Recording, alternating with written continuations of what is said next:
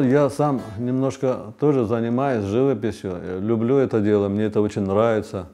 И вот знаете, я однажды к себе такую цель поставил, вот, чтобы, как говорится, хоть небольшое, но чтобы было где посмотреть приезжим гостям, посмотреть нашу вот крымско-татарскую живопись. Вот интересно стало, вот начал собирать работы.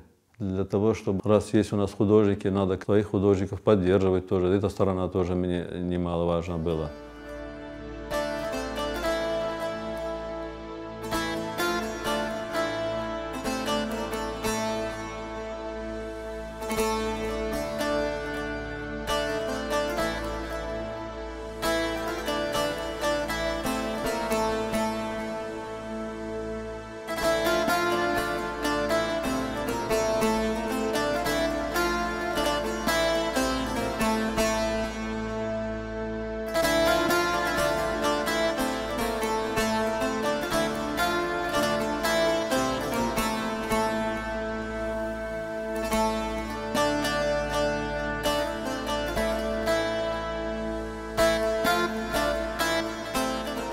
Асан Бараша работы, вот то, что вот он пишет, мир, в котором он живет, да, вот, что видит, вот, что творится. Он всегда пишет мне, вот, смотришь на его работу, он пишет правду. Вот этим мне эти работы нравятся. Они у него такие философские работы, есть где задуматься, есть, может, самому там немножко размышлять. В этих работах правда, да, вот за это, наверное. Они, как говорится, вот правдивые работы. Вот что творится, то и написано.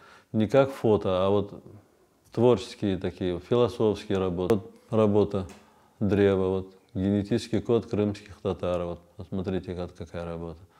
Корни наши, вот смотрите, показана какая работа.